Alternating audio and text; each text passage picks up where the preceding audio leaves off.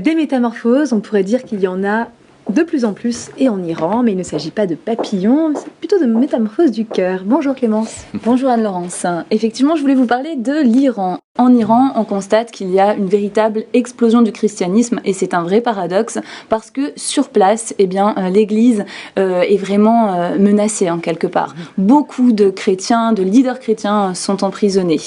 Et un conférencier, Merad Fatih, a expliqué en 3 points très simples qu'est-ce qui serait à l'origine de l'explosion du christianisme. Alors le premier point, il s'agit de problèmes sociaux.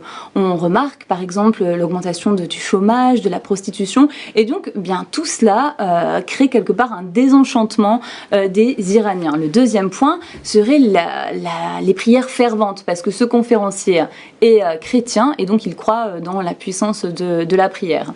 Ensuite, le troisième point, c'est des apparitions de rêves, de visions. Beaucoup de musulmans vivent en fait ces rêves. Et je voulais justement vous proposer d'écouter ce qui s'est passé dans une famille où la fille devenue chrétienne a été battue par son père parce qu'elle refusait un mariage forcé.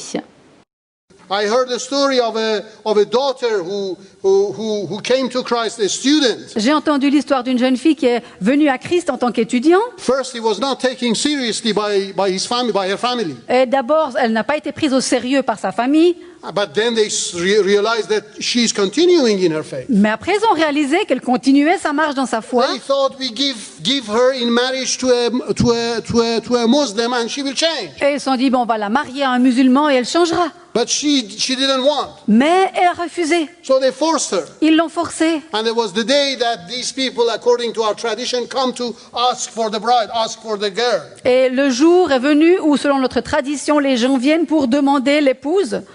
And before the father and the family, she said, "No, I cannot marry you." Et devant le père et toute la famille, elle a dit non, je ne peux pas vous marier. And it was so bad, for her father. Il se sentait tellement mal pour son père. So it was like his reputation got damaged. Bien sûr qu'elle salissait sa réputation. So when the person who had come for this girl went. Donc, quand les gens qui étaient venus pour prendre cette épouse sont repartis, the dad was so angry, he took out his belt. Le père était tellement en colère qu'il a pris sa ceinture. And he started beating the girl. Et il a commencé à battre sa fille. I said, I will kill you if you don't change your religion, if you don't come back to Islam. Il a dit, si tu changes pas ta religion et tu ne reviens pas à l'islam, je te tuerai. And as he was beating up the girl, et alors qu'il battait sa fille, suddenly he fell down. Tout d'un coup, il est tombé, il s'est écroulé. He got sick.